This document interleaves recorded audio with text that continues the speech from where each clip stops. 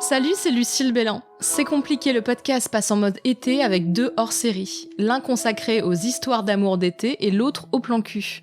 Dans cet épisode, on va parler d'histoires d'amour d'été. J'ai recueilli vos témoignages et parce que c'est un hors-série, j'ai invité la journaliste, autrice, traductrice et collaboratrice de Slate.fr, Nora Boisoni, et Mélanie Lecamus, créatrice du podcast Il faut qu'on parle. Bonjour Nora et Mélanie. Bonjour. Bonjour. Alors moi, personnellement, mes amours de vacances, c'est toujours des histoires platoniques.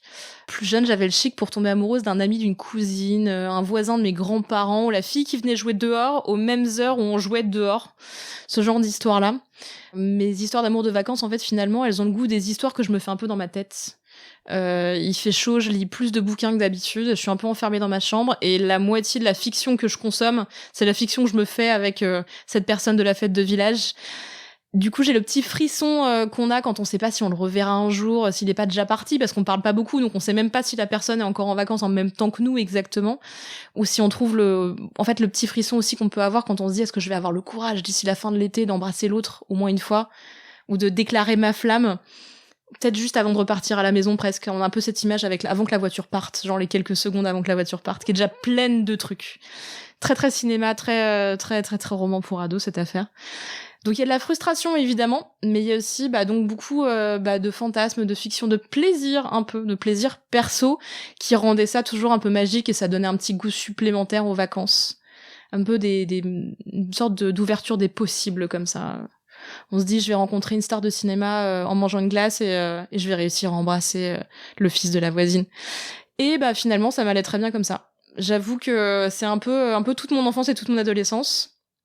Et quand j'ai posé la question sur Internet, j'ai pas du tout eu la même réponse que la mienne. Il y a des gens qui consomment, il y a des gens qui font le choix de l'histoire d'amour de vacances qui dure après, qui tentent l'histoire d'amour à distance, ou qui se donnent rendez-vous tous les étés, un peu comme dans la chanson Est-ce que tu viens pour les vacances ? Est-ce que Nora, tu as vécu ça ? Écoute, outre les colonies de vacances, j'ai eu tendance, comme toi, à avoir des histoires d'amour platoniques, mais même pas platoniques, c'est que c'est plutôt de l'amitié. Et après, on s'écrit des lettres sur du papier à lettres parfumé, et on s'envoie des... Voilà, j'ai même pas besoin de le dire. Diddle, et on s'envoie des reproductions d'autographes des Worlds Apart, True Story, et des photos imprimées ou découpées dans Star Club. Donc beaucoup d'histoires d'amitié de vacances. Alors, en histoire d'amour de vacances, j'ai pas de trucs marquants en fait. Si, alors en camping avec mes parents, c'était effectivement le garçon de la bande avec qui je fais ami. Est-ce que je l'embrasserais ? Alors spoiler, non, je l'ai jamais embrassé. Mais il y en a une seule peut-être. C'était assez marquant pour une raison que j'évoquerai pas ici parce que c'est un peu traumatisant, mais pour une deuxième raison qui est plus joyeuse, qui est que ça a failli être mon premier mec avec qui je couche. C'était un pompier de 18 ans. J'en avais 14. J'allais dire sexy, et là on est limite sexy malsain. Ouais, c'est un peu chelou. Et c'est pas le truc malsain dont je parle pas, donc. Non, mais elle était très mature. Ouais, c'est ça. Je faisais pas mon âge. Non, horrible. Non, alors pour le coup, c'était vraiment, c'était pas, pour le coup, malsain ni rien. Il y avait pas de truc de, il a 18 ans, c'est incroyable, lui était pas moi, je vais me taper une gamine de 14 ans. Enfin, c'était vraiment assez chouette et tout. Et on a failli, en plus, mais c'est un peu chelou parce que c'était mes premiers vrais émois physiques sexuels avec quelqu'un d'autre, en fait, que moi, ou ma peluche, ou le pommeau de douche. Et en fait, on a failli faire l'amour et avec pénétration, du coup, dans les douches du camping, ce qui est quand même, pour une première fois, il y a pire, d'accord, mais il y a un quand côté même... très public. Ouais, puis il y a quand même mieux, parce que c'est quand même... Ça veut dire que tu fais debout ta première fois ? Ouais, ou bien que tu te mets par terre, mais niveau hygiène, c'est immonde. Non, mais parfois, il y a des petits sièges pour poser tes affaires. Je connais très mal le camping, je suis désolée. désolée. C'est vrai, là, il n'y en avait pas, il n'y avait rien, donc c'est soit tu fais l'amour par terre... Voilà, exactement. Moi, j'ai fait genre, non, en fait. Pas possible, et on s'est jamais revus après. Mais ouais, je suis pas trop histoire d'amour des vacances, en fait. Je suis peut-être plus pour on nique beaucoup en vacances, mais avec quelqu'un à qui t'es déjà, tu vois. Plutôt que rencontrer quelqu'un. Et puis après, je sais pas, peut-être que c'est parce que je me dis c'est trop dommage de s'arrêter là, mais parce qu'en fait, tu sais très bien qu'il faut pas avoir un amour, tu vois. C'est quand même rare qu'un amour de vacances se transforme en histoire d'amour pérenne dans la vraie vie de tous les jours. Parce qu'en fait, il y a des gens qui sont très beaux sous la lumière de Palavas-les-Flots et qui, en fait, dès que tu reviens à Lyon ou à Lille ou à Paris, tu fais genre, Et où Bah, ils ont pas la Mais même qui tête. es-tu? En fait, tu n'es pas sexy du tout. Tu manges des chocs à pic dans le lit et ça fait des miettes. Enfin, tu vois, je sais pas. Il y a un côté retour à la réalité qui est hyper violent. Le réel, c'est dur, quoi. Bah, ça me permet d'enchaîner parce qu'il y a Sam qui m'a écrit et qui a un peu utilisé son histoire d'amour d'été pour grappiller quelques années d'enfance, je pense, qui dit: un été en colo, je suis tombée amoureux d'une fille, on a passé un mois à ne pas se lâcher. Donc on imagine bien, trop mignon. Et puis de retour à la maison, on a réussi à garder le contact pendant quelques mois. Mais lui, il est resté amoureux d'elle pendant 2 ans. Et il me dit que c'était comme un souvenir réconfortant et une façon de me protéger du réel. Chez moi, je pouvais pas me chercher une nouvelle copine parce que mon cœur était déjà pris. Oh. Et du coup, il avait l'excuse de cette fille de colo pour dire à ses potes, bah non, en fait, je suis en couple avec une fille, même si elle habite à 500 km ou plus. Donc, c'est une façon de faire perdurer le côté histoire d'amour de vacances. En fait, il y a un côté, alors je vais dire masturbatoire, mais pas totalement. C'est-à-dire qu'on sait quelque chose pour soi, c'est ce genre d'histoire, finalement. Moi, c'est un truc que j'écrivais toute seule. Je pense que j'ai jamais raconté à quelqu'un qu'il était mon crush de vacances, quoi. J'aurais eu trop honte. Et adulte, c'est très bizarre. Je te rejoins là-dessus parce que moi aussi, je me souviens que quand j'étais ado, j'écrivais En fait, on vivait dans une maison qui était perdue au milieu de nulle part, où il y avait jamais personne qui venait et où l'été, j'étais avec mes frères et puis c'est tout. Donc les histoires d'amour de vacances, c'était limité. Voilà. Sauf que il y avait une maison à côté qui était en location. Et du coup, je m'imaginais des histoires où il y avait des mecs qui venaient avec leur famille, qui avaient mon âge, et on sympathisait, tout ça, ils étaient trop beaux gosses. Et pareil, j'écrivais ces histoires d'été et tout, et c'était hyper excitant. Mais il y a jamais rien qui s'est passé, évidemment. Il y a toujours Personne n'a jamais loué cette maison. Ouais, c'est ça. À chaque fois, j'allais voir qui louait la maison, et il y avait jamais personne de mon âge. C'est des vieilles personnes. C'est ça. Ou alors avec des enfants plus jeunes, tu vois. Genre les ados, ils ont décidé de rester à la maison pour faire leurs vacances entre potes et tout. Mais j'ai eu une vraie histoire d'amour d'été quand j'avais 15 ans, je crois, à la plage. Et c'était fou. Et c'était qui? Tu l'avais rencontré où? Donc à la plage? Ouais, je l'avais rencontré à la plage. J'avais rencontré sur un ponton qui était dans l'eau, où tu pouvais nager, tu vois, ça prenait 5 minutes pour nager jusqu'au ponton, et après tu pouvais te poser sur le ponton, bronzer. Et il y avait jamais personne qui allait à ce ponton. J'étais en vacances avec des potes de mes parents, et du coup leur fille qui était un peu plus jeune que moi. Et on allait sur ce ponton, et un jour il y avait ce type qui était là. Un beau jeune homme. Un beau jeune homme. Julien. Il était tout bronzé, il était blond, il était un peu musclé, il était à peine plus vieux que moi. Et vraiment, je suis tombée in love de lui quand je l'ai vu. Et après, on est revenu à ce ponton tous les jours dans l'espoir de le croiser et tout. Et j'ai réussi à trouver le courage d'aller le voir et lui dire oui, est-ce que ça te dit qu'on se voit ce soir et tout pour aller manger une glace et tout. Et en fin de compte, ça n'est jamais arrivé parce que quand je suis rentrée à l'appartement que mes parents louaient dans ces vacances, ils m'ont dit, on s'est planté dans les dates de réservation, il y a l'autre famille qui est arrivée, on doit partir maintenant. Et j'étais là, non! Ma pauvre, je souffre pour À toi. 3 heures de ta glace avec le beau gosse. Ça. Et du coup, j'ai laissé un petit mot que j'ai filé à la fille de la pote de mes parents, enfin des potes de mes parents, avec mon adresse MSN dessus, en lui disant vraiment, je suis dégoûtée qu'on puisse pas se voir et tout. Et quelques jours, voire une semaine plus tard, quand lui, il est rentré de vacances, il m'a écrit sur MSN et on a commencé une longue relation par correspondance. Et ça a duré combien de temps? Ça a duré presque 1 an, je crois. Trop bien. Et tu Ouais. l'as revu dans la vie ou pas? Non, j'ai jamais revu. C'est super beau cette histoire. En plus, j'adore les histoires de MSN, ça me touche tout de suite, j'entends le bruit et tout. Mais j'ai justement les personnes qui ont témoigné, j'ai Nina qui dit quand j'étais jeune, mes parents aimaient bien qu'on aille tous les ans au même endroit. Moi, j'ai pas connu ça trop, mais il y a des parents qui font ça. Donc elle dit c'est un camping dans les Landes. Pendant 6 ans, j'ai eu une histoire d'été avec le même garçon dont les parents faisaient pareil. On était amoureux en été, puis à la rentrée, on s'écrivait un peu avant d'arrêter, genre blasé. Et en août, ça repartait de plus belle tous les ans. C'est-à-dire qu'en gros, il laissait tomber ce truc. C'était une jolie histoire qui s'est arrêtée quand on a commencé nos études et que l'un et l'autre, on a arrêté de partir en vacances avec nos parents. Parce que ça arrive. Et elle dit on n'a pas tellement gardé le contact. Et puis l'année dernière, plot twist, j'ai reçu de ses nouvelles par Facebook, comme quoi ça sert. Il n'était pas devenu gynéco, mais il se mariait. et il m'invitait à son mariage. Oh non, mais c'est quand même gênant. trop mignon. Si, moi je trouve ça mignon. Ah non. Et elle dit, j'y suis moi, je suis allée, d'accord, j'étais Mélanie, vraiment c'est- heureuse pour lui. Ouais. C'était genre, s'il y a pas de malaise, en vrai. Ça fait des années qu'ils se parlaient pas, ils ont été ensemble pendant 6 ans en été. Mais pourquoi il l'invite à son mariage alors? C'est trop Mais bizarre. parce qu'il la trouve un peu, ça fait partie de son histoire. Je sais pas, moi je trouve pas, vous trouvez ça malsain? Pas malsain, Pas mais, malsain, mais un peu c'est étrange. vraiment quoi. bizarre. Ça dépend de ta position sur est-ce que tu vas au mariage de tes ex ou pas. Mais pourquoi faire ça? Pardon, c'est extrêmement... En plus, tu vois. je sais que moi j'ai toujours une attraction physique pour mes ex, et du coup les voir le jour de ton mariage, si t'es un peu en stress, tu peux prendre une mauvaise décision, ça arrive Ça très va vite. très vite. Je te rejoins à 1000%.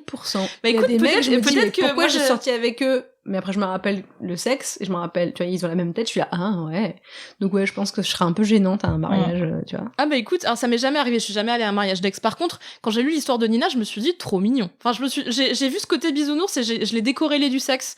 Je me suis pas dit il l'a invité pour la pécho le soir du mariage. Mais du coup, non, mais pas Pas forcément. forcément, non. mais non, mais même pour un truc malsain, mais non, je me suis dit juste, en gros, un peu, il met une sorte de point final à leur histoire d'adolescence en lui donnant un peu de légitimité, quoi. On est ultra dubitatif, là, on est en mode mort. Je sais pas comment s'appelait cette personne, mais si, je pense que peut-être Julien avait un truc derrière la tête, j'en sais rien. Mais non, moi je trouvais Non, ça mais mignon. même pas un truc derrière la tête, enfin, c'est juste Non, mais bizarre c'est d'inviter juste, cette ouais. personne à ton mariage, quoi. Même Enfin, pour ta future femme, quoi. Bah ouais, grave. Ouais, Tu sais j'ai- qui, j'ose elle c'est la espérer meuf qu'il avec l'a qui je suis prévenu. sortie pendant 6 ans, tous les étés. On n'est plus en contact, mais j'ai décidé de l'inviter. Bah, du coup, sa part coûte 350 €, puis elle dort aussi dans la chambre à C'est côté de la nôtre, tu vois. Bon, bah écoute, très bien, enchantée, Marjolaine, ça va. Bon, je sais pas. Non, mais il y a un truc, c'était le mariage de mon meilleur ami où le mec invite sa fameuse meilleure amie, un peu ex, machin truc. Il y a ce truc, il y a des gens qui font ça, qui invitent leur ex, avec qui ils s'entendent bien, attention, pour leur mariage, mais parce c'est que comme être ami c'est un avec ton ex, quoi. Je sais pas, moi j'ai toujours un problème avec ça. on rentre dans les vrais débats. Peut-on être ami avec son ex? Ah bah on peut, oui, je suis sûre qu'on peut. Alors effectivement, c'est pas tant inviter son ex à son mariage qui est un problème, c'est inviter à son mariage quelqu'un à qui on n'a pas de contact depuis des années. Même si dans le fond, je peux comprendre le truc de profiter d'un événement qui a lieu que une fois dans une vie, en théorie, pour renouer des liens avec des gens avec qui on n'a pas eu de contact, des vieux amis d'enfance, des trucs, un peu comme quand tu fêtes tes 50, tes 60 ans, là, et que t'invites des gens à qui t'as pas parlé depuis 20 ans, ou que... Ouais, mais tu leur parleras pendant la soirée. On sait très bien que pendant les mariages, tu parles à quasiment personne. Non, donc, c'est vrai, il y a un côté la vieux. pauvre, quand même. elle va C'est être pas toute toute sa seule, elle va- soirée, c'est aussi la Écoute, soirée elle de a dit ton qu'elle y épouse, était quoi. allée et qu'elle avait trouvé, enfin, elle dit qu'elle était heureuse pour lui, donc elle a dû passer Ouais, un mais bon moment. t'imagines comment tu te présentes à tout le monde? Alors, vous êtes prêts? Je suis la meuf avec qui il a couché tous les mois d'août. Pendant en fait, 6 ans. pendant 6 ans. Et là, ça fait quoi, 4, 5 ans que ça va parler? Mais du coup, me voilà. Et sinon, vous faites quoi dans la vie? Il est bon, le champagne, hein? Il vient d'où? Alors, je pense que si tu te présentes comme un ancien amour ou un ex, je sais pas du tout. Écoute, je vais lui poser les Autant questions. dire que je suis sa comptable, en fait. Peut-être que c'est Ça moins rend carrément malaisant. un mytho. Ou alors Ouais, pas moi, je- dire que t'as couché avec, en fait. Juste dire on est potes de vacances, on allait en vacances au même endroit C'est quand on ça. était petits. Puis en vrai, les gens, ils disent juste, t'es du côté du marié ou de la mariée? Et voilà, et c'est tout. Et tu Ouais, dis, mais moi, je suis la meuf qui pose plein de questions. Ah ouais, tu le connais comment? C'est vrai? D'accord, très bien. Et c'est quoi ta, tu vois? Bon. C'est relou, Bon, quoi. en gros, du coup, maintenant qu'on a fait un peu ce tour-là des histoires d'amour de vacances, je pense qu'on peut conclure quand même que c'est un truc d'ado ou d'enfance. Que quand t'es adulte, t'as quand même moins de propension à avoir cette espèce d'enflammement comme ça du cœur de oh, putain, qu'est-ce que ce surfeur était tellement beau, sa conversation était passionnante, alors que tu sais que c'est pas le cas du tout, et que ça se transforme soit en sexe, soit en fantasme, soit en truc. Finalement, quand on est adulte, est-ce qu'on transforme pas ça en plan cul des vacances? Si le mot change, l'amour des vacances, c'est L'amour l'histoire. devient le plan cul, les gens sont Ouais, hyper ou cyniques. pas forcément plan cul, parce que c'est une histoire, elle peut durer un mois, tu vois, et c'est pas Ouais. forcément un plan cul, c'est une histoire d'un mois, mais en fait, il y a moins de degrés de fantasme. En fait, moi, j'ai l'impression, alors, je parle peut-être que pour moi, mais ce que Mélanie disait quand elle parlait de fantasmer sur la maison sera louée par des voisins du même âge que moi et tout, moi j'avais exactement ça, j'étais à fond genre ah, ça va être trop bien, et ça n'est jamais arrivé. Et en fait quand t'es enfant ou ado, tu vis vachement dans un fantasme, tu rêves à plein de choses, tu t'imagines aussi quand je serai adulte je serai comme si, et quand tu deviens adulte, ben la réalité te rattrape et tu sais très bien ce qu'est la réalité et t'es quand même beaucoup plus lucide sur ce que ça va donner en septembre. Et qu'en fait, effectivement, ce mec ou cette meuf, on a kiffé, ça sera impossible quand on vit la même chose de retour dans nos villes respectives ou à distance. En plus, on n'est pas d'accord sur le plan cul, parce que, faut quand même le dire, on parle de plan cul ou on parle d'histoire d'amour de vacances, on fait des compromis et des concessions, parce qu'on sait qu'on les reverra plus après. C'est Donc, ça, parce par qu'on sait que exemple, c'est les vacances. t'es vegan et le mec est bouché, et ben ça va quand même marcher, parce qu'en fait, tu ne vivras pas avec lui, et vous avez pas le temps de vous engueuler, vous êtes là juste pour le sexe, et c'est très clair. C'est comme Ou les pour plans manger cul, des tu vois, glaces, ou pour ou pour manger aller des nager. glaces véganes, tu vois. C'est ça, t'es dans Mais- une espèce de parenthèse spéciale vacances où t'acceptes un peu tout, et puis tu sais que une fois que chacun rentrera dans sa vie, ben ce sera plus possible. C'est le contrat moral de la relation de vacances, quoi. Bah, en fait, les vacances, c'est fait pour coucher avec des gens de droite, par exemple. Si t'es de gauche, je veux dire. Et si t'es de droite, avec des gens de gauche. Mais les gens de droite en vacances, ils portent des gilets sur les épaules. Oui. Après, ils sont assez identifiables, parce que si t'es de gauche, tu traînes pas dans les mêmes endroits qu'eux, parfois. Ah, maintenant, ça, la frontière est beaucoup plus floue, évidemment. Non, mais tu vois, c'est ça, c'est aussi, t'es pas là pour parler de tes affinités politiques, enfin. Non. Tu vois, Le prof de surf, peut-être qu'il vote FN, mais entre-temps, bah, il est plutôt beau gosse, quoi. Voilà. Donc l'amour de vacances, enfin la relation de vacances, c'est un truc à faire des concessions sur des trucs qui dans l'année on ferait jamais de concessions. Si le truc c'est il fait beau, il fait chaud, on est à moitié à poil les 3/4 de la journée, on boit de l'alcool le soir ou pas, mais on fait la fête, il y a pas d'obligation, il y a peut-être même pas les enfants qui sont là, tu vois, il y a pas t'as pas de charge mentale, morale, écolo, boulot, j'en sais rien, tu fais pas à bouffer, tu vis ta vie, t'es libre à moitié nu.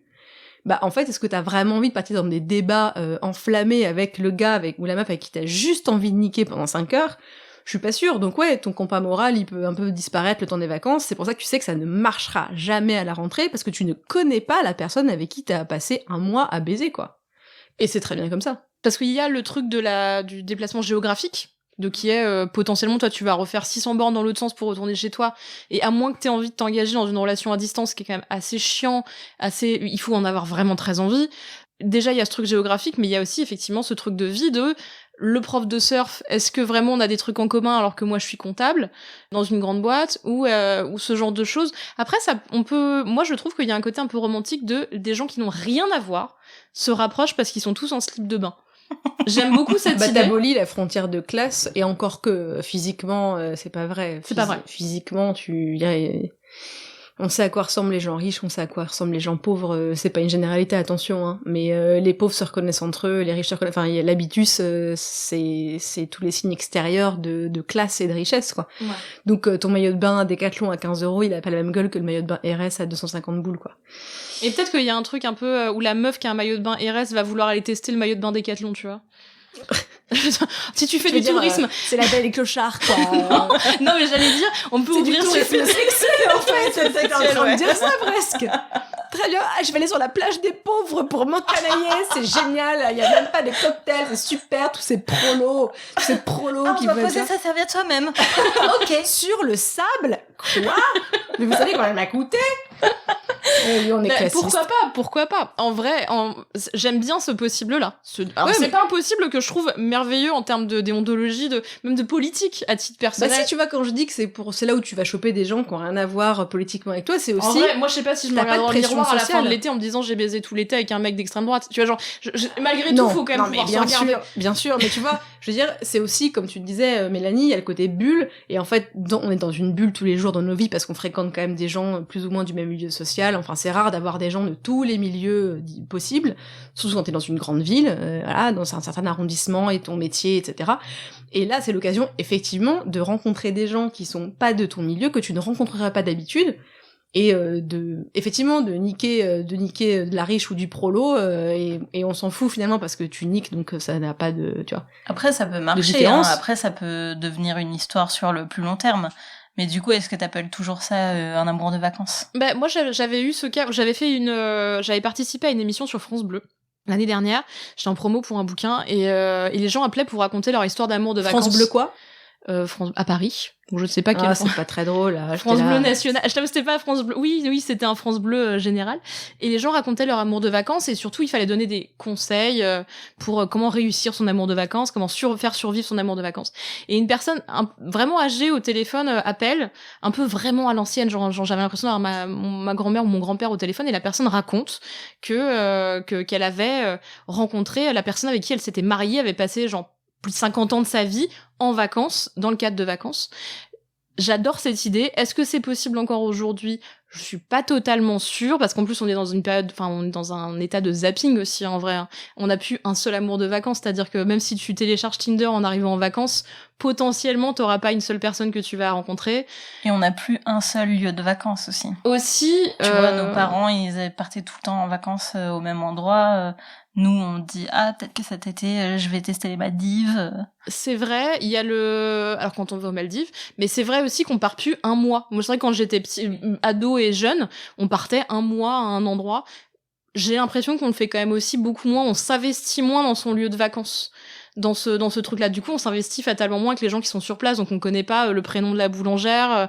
On voit le super surfeur sexy peut-être 2 fois si on a de la chance. Oui, c'est ça, parce que les vacances, c'est aussi fait pour prendre soin de soi, sa santé mentale, son corps et tout, et pas, tu vois. Et si tu te rajoutes la charge de devoir prendre rendez-vous avec le gars ou la meuf à tel jour, telle date, tel machin, enfin, tu te mets aussi une pression d'emploi du temps que t'es pas censé avoir la même productivité du dating que t'as en ville quand tu bosses et que du coup c'est nul. Alors après oui, tu te rencontres des nouvelles personnes, c'est vrai, mais il faut pas que ce soit une charge en effet. Et en vrai, la charge de l'épilation, en vrai tu l'as un peu quand tu vas à la plage ou quoi. Majoritairement les gens font un peu gaffe, mais la charge de ressembler à quelque chose, de te maquiller peut-être le soir alors que t'as passé la journée à la plage, de réussir ton wavy d'été conseillé dans les magazines féminins, c'est chiant, tu vois. Parce que tu peux aussi tester une nouvelle sexualité qui est défaite de ces injonctions, puisque t'es dans un cadre qui est pas un cadre de la vie de tous les jours, où personne te connaît. Voilà, personne te connaît, donc on sait pas quoi tu ressembles maquillé ou pas maquillé. Avec des poils, hein. De toute façon, le mec ou la meuf, tu peux même tout ton travail, en vrai. Tu peux pas dire tu t'inventes une persona. Lucille, je suis comptable. Mais en fait, tu peux inventer complètement autre chose. Ce dont tu parlais tout à l'heure, c'est que, on se voit en maillot de bain. Donc, il y a même plus de mystère, déjà, sur comment l'autre est gaulé. Il est poilu, elle a des vergetures, il a des bourrelets, enfin, tu vois. Donc, il y a ce truc très chouette en fait, j'ai déjà vu le corps de l'autre, et en fait, je m'en fous, quoi, tu vois. Il y a un truc en moins j'ai trop peur quand il va me découvrir, quand elle va me découvrir à poil, ma cellulite, mon truc, mes poils. Je me dis, c'est peut-être l'occasion, justement, d'essayer de se débarrasser peut-être de complexes, alors que c'est pas si facile que ça, évidemment, mais plutôt d'injonctions à être comme ci, comme ça, se tenir machin, rentrer le ventre, s'épiler, etc. Parce que là, tu pues la sueur. On le dit trop peu. Bah non, mais après 4 heures de plage, plage, les cheveux qui ressemblent à rien. Voilà, t'as les cheveux, c'est de la paille, t'as la peau cramée, du sel, ça pique, tu pèles, voilà, enfin t'as du sable partout, enfin t'es glamour avec le soleil, le bronzage, le truc, mais bon, c'est pas non plus un film, c'est pas parfait. Moi, c'est vrai que ce truc des vergetures et des corps dont on sait d'avance à quoi ils ressemblent et qui permettait de gagner du temps en termes de fantasme, de séduction, de machin, et surtout de mentir, enfin de faire semblant. J'avais vu ça un peu au Cap d'Agde quand on avait fait le reportage Le lieu du sexe l'été dernier pour dans un podcast pour Slate aussi. Et en fait, les gens se regardent, jette un coup d'œil, regarde peut-être moins les défauts que ce que nous on regarde en vrai, et si la séduction est dans l'air, si le truc, les gens y vont. Alors en fait, du coup, c'est pas des amours d'été, c'est plutôt des gens se pécho et ça dure 10 minutes, mais ça reste quand même une histoire peut-être qui peut être belle, en fait. On garde un bon souvenir, mais il y a ce truc effectivement en moins de lingerie, de trucs de séduction, d'hyper-séduction, qui est une pression, qui coûte cher aussi, en vrai. En vrai, on peut... Qui est un combo femme, en plus. Qui est un combo femme majoritairement. Et là, en fait, en maillot de bain, même si je suis d'accord, il y a une différence entre un maillot de bain RS et un maillot de bain Décathlon. Et malgré tout... des corps de gens moins riches, je suis d'accord, mais il y a peut-être des trucs qui se lissent, en vrai. Je pense qu'il y a des trucs qui se lissent. Et c'est une bonne chose. Après, est-ce que c'est une bonne chose pour baiser sur la plage ou pas? En vrai, globalement, on vous dit ne baisez pas sur la plage. Non. Ouais, le sable, c'est pas une très bonne idée. Hein. Ni les galets, d'ailleurs. Hein. Ouf, les galets, quoi. Mais quand des gens qui réussissent à niquer sur les galets sans se faire... Ça doit faire moi, super mal au dos. Très facilement, donc je pense que ce serait une catastrophe. Moi, je suis en train de réfléchir dans les deux sens. Si tu te mets en levrette, tes genoux sont niqués. Plus que toi-même. Et si tu te mets sur le dos, t'as plus de dos. Enfin, à moins que tu couches directement avec un kiné. Mais quelqu'un qui fait des massages aux pierres chaudes et qui sait comment arranger les pierres. Tu vois? On y pense ça reste quand même hyper complexe. Alors, en préparant un petit peu ensemble, vous disiez qu'en camping, il y avait des choses peu faisables. Alors, donc, a priori, dans les douches du camping, c'est pas génial. Mais en camping, il y a moyen de pécho. En camping, oui, de toute façon, il y a moyen de pécho partout, hein, on va bien pas sûr. La face, hein. En camping, je sais pas, après, le camping, ça va être intéressant si la nuit, tu vois, les trucs qui sont fermés la nuit, genre, les aires de jeu pour enfants. Tout de suite. Enfin, alors j'ai jamais fait, mais je me dis là, non, tu surtout vois... que les enfants, ils sortent tard le soir. Hein, ouais, mais quand il est genre camping. 1h du mat, il y a pas d'enfants dehors. Et puis c'est moins éclairé la nuit, les campings, ils éclairent pas toutes les zones. Et donc, par exemple, tu sais, les trucs là, je sais pas comment expliquer, parce que là, je suis très visuelle. L'espèce de cheval là, avec un machin ressort, où tu fais un machin tient comme un guidon là, et tu fais de... Voilà, merci, c'est le bruit que je me... Et tu vois, bon. T'as des idées. On sent qu'il y a des idées avec les aires de jeu de camping. Avec les aires de jeu d'enfants, tu vois. Écoute, moi, je suis partie en vacances avec mes parents et mon mec à l'époque. et mes parents avaient loué un mobil-home. Et on En termes d'intimité, c'est pas ouf. Ah, c'est pas ouf. Mais les 2 chambres étaient aux opposés. Du coup, on s'est dit, ça peut le faire, tu vois, si on fait ça en cuillère tranquillement, ça passe. En fait, non, le mobil-home, ça bouge. Voilà. Et là, t'entends tes parents commencer à le faire, je fais ah non. Non, ok. t'entends tes parents réagir au fait que t'es en train de baiser et t'es là, bon, on arrête. Ils se lèvent, ils vont se servir un verre d'eau, tu sais que tu les as réveillés ou qu'ils t'ont entendu, quoi qu'il arrive. C'est ça. Grosse ambiance. J'ai pas d'anecdote de parents qui m'ont entendu baiser en été. Enfin, si mes parents m'écoutent et qu'ils ont quelque chose à ajouter, je leur demande de Laissez m'appeler. un message vocal au 07. Non mais bien sûr, mais il y a un truc avec l'été aussi, c'est que les trucs les cloisons sont petites, les apparts, tu pars en vacances avec tes potes, tu prends le même appart, t'as une chambre pour 4. Tu vis un peu dehors aussi, puis quand t'es ado, tu vis vachement, tes parents te laissent, tu vois, si c'est une résidence, un camping, t'as le droit d'aller aussi sur le front de mer, enfin tu vois, tu vis un peu la nuit, c'est là que tu peux fumer tes premiers joints, boire un peu une DSP, un truc, enfin tu vas être un peu fou, la folie, une DSP chaude évidemment. La fameuse DSP chaude d'été. Mais c'est les premiers apprentissages de la liberté, quoi, tu vois, donc effectivement, les seuls endroits où tu peux un peu être tranquille, c'est la plage, en vrai. Donc, ne niquez pas sur la plage parce que le sable, ça fait pas du bien, mais en vrai... si c'est le seul endroit où moi, j'ai déjà fait des trucs, j'ai pas été jusqu'au bout, après ça veut rien dire, jusqu'au bout, mais tu vois, j'ai déjà... T'en es revenu. On s'est déjà chauffé sur la plage avec des gens, mais bon... Il y a un moment, tu penses à l'hygiène, tu fais genre... ouais, non, là, ça va être quand même compliqué de... Bon, après, il y a les rochers. En Bretagne, sur la côte de Granit Rose... Sur la côte de Granit Rose, en Bretagne, il y a des rochers, c'est plus simple, en fait. Tu vois, c'est plus propre, quoi.